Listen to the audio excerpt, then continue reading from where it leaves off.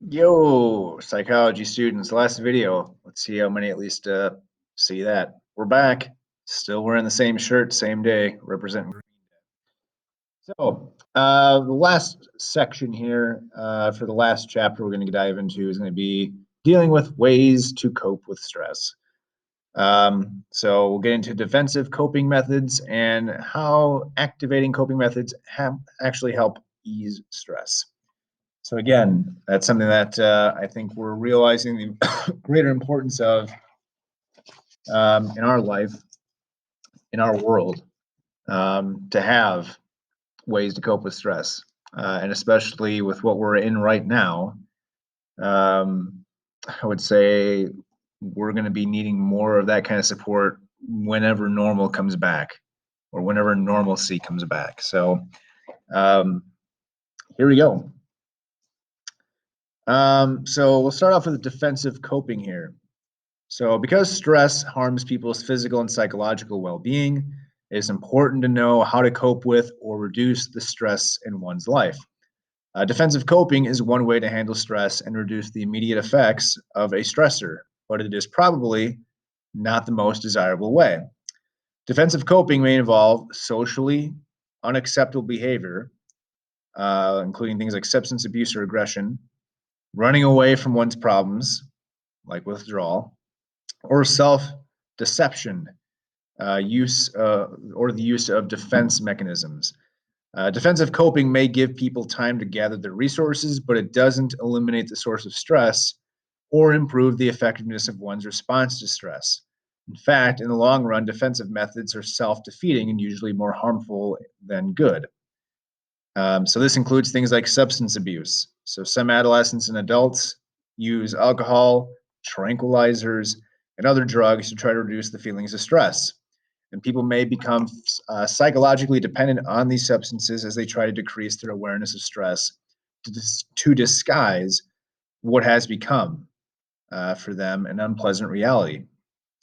That dependence only makes the problem worse because it makes people less able and less willing to deal with it. So it's the whole notion that, hey, you're just trying to fend it off. And I know that's what we're seeing with these other examples here. But it's the whole notion that, well, I'm going to just not think about it. But just because you don't think about it doesn't mean it just magically then disappears. It's not like when you're in childhood and you just have kind of, you don't have that perception yet where, yeah, you can have something leave your visual field, um, and know that, yeah, it still can exist. During childhood, you don't think so. It's kind of the whole notion like, all right, I see this puppet or I see this toy, and then all of a sudden, where it goes away, where did it go? I don't know.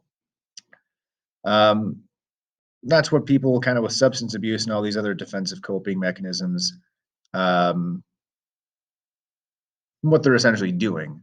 It's kind of like somehow thinking that, oh, it's out of sight, out of mind, and I'm doing something else, so it's going to block out whatever stressor I'm facing. And spoiler alert, no, it doesn't. So there's that. Aggression is another one, unfortunately, that we're seeing a lot, even at this time. And again, all these things we're seeing right now, especially over the last couple of months, people turning to this. There's studies and stories that back that up. Um, and some people use aggression and violence to cope with stressful situations, such as those that involve feelings of frustration or a difference of opinion with another person. However, as we hear plenty of times over and over, and I would agree with it wholeheartedly, violence rarely, if ever, provides solutions to people's problems. And in fact, aggressive behavior often heightens interpersonal conflict because it may motivate an injured party to seek revenge. So again, you might try to do justice, the vigilante style, with aggression and violence, but then guess what? They're probably going somebody that knows that person or people probably then are looking after you. So there's that. There's also withdrawal. Some people withdraw from a stressful situation because they are frightened, they feel helpless, or believe that any decision that they make will be a mistake, or that really it's not going to change anything. So why even bother? Withdrawal can be emotional, which is just kind of the loss of interest in life, turning away from friends and family, or it can be physical, which means moving to a new location to avoid dealing with an old problem. Suicide is the ultimate form of withdrawal, and some people experience so much stress and feel so hopeless about ever solving their problems that they believe the only way out is through committing suicide. Of course, suicide does not solve or reduce problems. And as I'm sure you've seen in movies, documentaries, and programs that you've had probably throughout your schooling career, is that again, suicide is going to leave a lot of pain and a lot of questions that never get answered for those that support and love you along the way. So there's that as well. And then we have the defense mechanisms. So Freud, good old Sigmund Freud, one more time, believed that defense mechanisms protect the ego from anxiety that may be produced by an awareness of unacceptable ideas or impulses. Defense mechanisms become problematic when they are the only means used to cope with stress. So again, that seems like it works on the surface, but again, if that's the only method or only trick up your sleeve to help with stress, you're running a one-trick pony, not going to help out in the long run. It's not going to always work for each situation that you're in. There is also, and as we'll close out here, active coping. Active coping involves changing the environment or situation in socially acceptable ways to remove stressors or changing one's response to stress so that stressors are no longer harmful. Methods of active coping include changing stressful thoughts, relaxing, and withdrawing or withstanding stress through exercise and deep breathing. And again, research shows time and time again that these methods are far more effective than defensive coping strategies are. Starting off with the changing stressful thoughts one, as an example, we'll start with, have you ever thought to yourself, I feel like I'm losing control? Such thoughts can actually increase the amount of stress you experience. However, people who have stressful thoughts can learn to recognize and change them before becoming overwhelmed by them. Through careful study, people can learn to identify self-defeating thoughts. And whenever a person feels tense or anxious, that person then should pay close attention to such thoughts and transform them into calming ones. A sign that this is working is evident when the person begins to automatically have calming thoughts rather than stressful ones. Because again, if you can stack the calm thoughts up, that's going to counterbalance and counteract whatever kind of stressor that you may have been thinking about that was leading to this. Okay, what am I going to do? I'm going to keep piling things on, or am I going to find a new way to at least cope with it? You have relaxation techniques. We talked about meditation and biofeedback a bit back in chapter 5. There's a number of techniques, at least on that front. And again, if we're talking about relaxation techniques, they're focusing on stress, and stress can cause a lot of strong bodily reactions, including muscle tension, rapid breathing, high blood pressure, sweating, and a rapid heart rate. And all those reactions are a sign that something is wrong. And they should prompt people to survey the situation and try to make things right.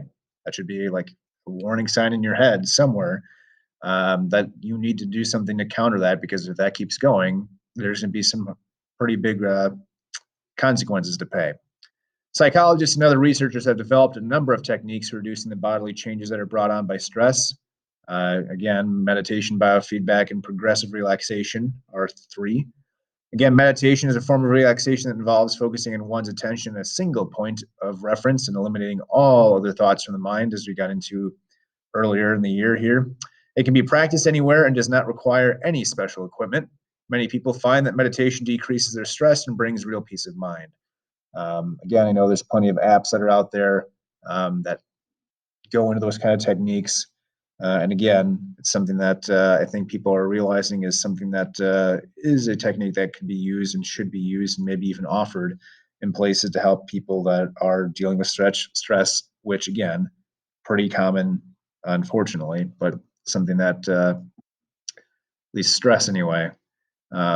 But I think it's becoming more common to find something like meditation out there for people. Research has also shown that meditation can improve the emotional and physical well-being of patients who suffer from conditions that may be worsened by stress, such as asthma, chronic pain, and depression. And some people have difficulty recognizing their body's response to stress. So something like this can maybe help raise that awareness. A form of mind-body therapy called biofeedback can help as well. During biofeedback session, a therapist applies sensors to the patient's body that monitors response to stress. For example, a sensor may signal when the patient's muscles contract during a headache, and this information then can help the patient recognize the physical cues that accompany a headache so that he or she can then focus on relaxing those muscles. And progressive relaxation helps lower stress in the body by reducing muscle tension. And reducing tension also affects the heart and breathing rates that one has as well. So again, these techniques, at least in the biofeedback front, can also be linked to the simple fact that people might not know or recognize their body's response to stress. And this goes a long way, at least in recognizing that this isn't something you would necessarily need consistently to do, that over time, it's kind of just like with anything, with practice, you start to realize the things that are in your body that at least are getting tense, leading to the stress that you have. And through this biofeedback method, you learn ways to try to prevent or at least lessen the effects of that stress on those parts of the body. So there's that.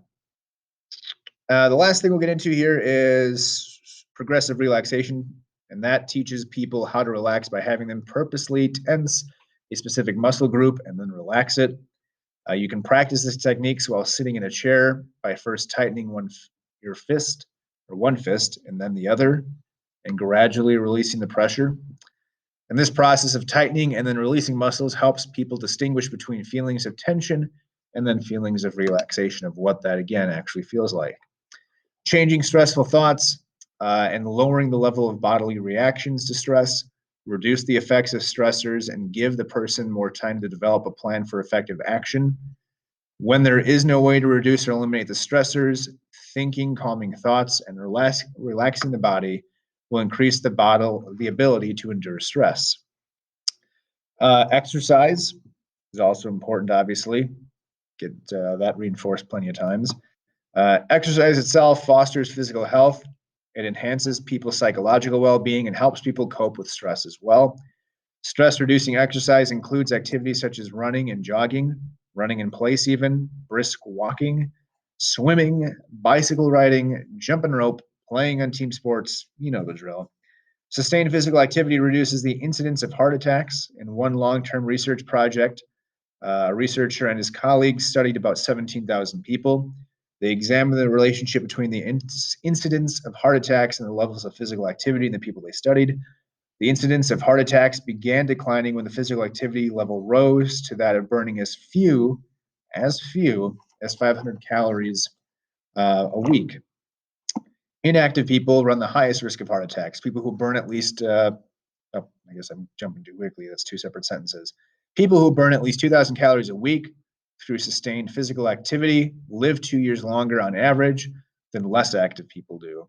And sustained exercise also appears to strengthen the functioning of the immune system. So again, that's something that's, I'm sure, been reiterated plenty of times in your life, the importance of exercise. There's some numbers and facts to back that up, and there's plenty of research that shows that too. So it's important to do that as much as you can and to get into a good routine on that front. And then the last one is breathing. When people are under stress, their breathing tends to become rather quick and shallow. And by practicing controlled and regulated breathing techniques, people can calm themselves and reduce the physical symptoms of stress. Controlled breathing can even help relieve some stress-related health problems, including panic attacks and digestive disorders, which again, some people in your life or even in the school may use or have done to try to cope with what they're facing. So the next time you are stressed out, try the following breathing exercise. So you would sit with your back straight. I know I'm not following through on that front. Place your tongue against the back of your teeth, and then keeping your mouth closed, slowly inhale through your nose and mentally count to 5. You would then hold your breath while you count to 7 in your head. After that, and then exhale, making a whooshing sound through your open mouth for a count of 8. What you would feel then at that point usually is your lungs obviously going to release the air. Duh, Captain Obvious, me there. And then you repeat the exercise at least 3 more times. And this breathing exercise can actually calm the nervous system down. And you can use it whenever you are faced with a stressful situation. and you can use it to also help you fall asleep. And again, if you have racing thoughts through your mind, I know we talked about sleep back with chapter 5 as well. Obviously, it's the whole notion that, if you're restless, don't try to force yourself to go to sleep. That either kind of stay up, get exercise, walk around to calm yourself down, or in this particular case, instead of kind of like closing your eyes and trying to force them to close and say somehow that's going to actually, cause you to go to bed or sleep, is usually highly unlikely. That trying at least this breathing technique would go a long way as well. But again, it's going to be interesting to see the research that's out there, especially after this pandemic ends, whenever that might be. But again, I think there's going to be a lot of people that obviously are at this moment facing a lot of various types of stressors. Um, and what this might show is kind of even though it's getting better, the still weak infrastructure when it comes to dealing with stress, mental health, and just physical, social, emotional health, um, especially with regards to the impact stress has on all those things. That I think prior to all this, especially in this day and age, we've kind of gone the route of, yeah, we understand that it impacts more and more people, but yeah, there's still that stigma or that feeling that, well, it happens to other people. It doesn't happen to me, that we generally typically have. Where I think, especially in this moment and in this time, we're going to be seeing people of all backgrounds, walks of life, that are facing stress that they've never had to deal with before and have not had any kind of good teaching, um, or time to learn those good defense, good active coping mechanisms, not the defense mechanisms. And that unfortunately some people turn to that in this time, and there's consequences, unfortunately, on that front with things like domestic abuse, and even worse. So it'll be interesting to see, as I know I'm closing out this chapter or at this class or this chapter. But again, for psychology, the work that one may do will definitely increase importance in the importance of the work, at least in the weeks, months, and years to come. And I think there's going to be a lot of consequences on the psychological front with relationship to stress that I think a lot of research is going to need to be done. That there has been research at least moving things in the right direction to get a better understanding of how to cope with stress, what causes it, the whole bit. But to have an event that's this obviously global with this pandemic is going to, I think, force a lot of at least research to be done on the psychological front to help out people to cope with stress and to make sure that there is enough support out there to get the, again, support people need. So there's that. So I think that's it. Yep. So again, email me with any questions that you have on anything. Feel free to obviously use these for what you're going to be working on in class for this chapter to wrap things up. Again, I know I said this in the first video. I would have loved to get into psychological disorders. I can get you the materials at least that you can use as a reference point if you want. And especially for those of you that might be looking into psychology as a profession in some way, shape, or form, that might be something that you'd want to use. So again, I apologize in advance for not getting into that. I'm sure there's probably going to be the expectation that you've gotten into that for your college level classes. So if there's anything I can help you with on that front, always let me know. But I can give you those resources and go from there. So that's it, everybody. So I'll probably be putting together a video to wrap things up with regards to just kind of a end of the year goodbye video. But I'll be doing that at least at a later time. So again, hopefully you learned a few things. And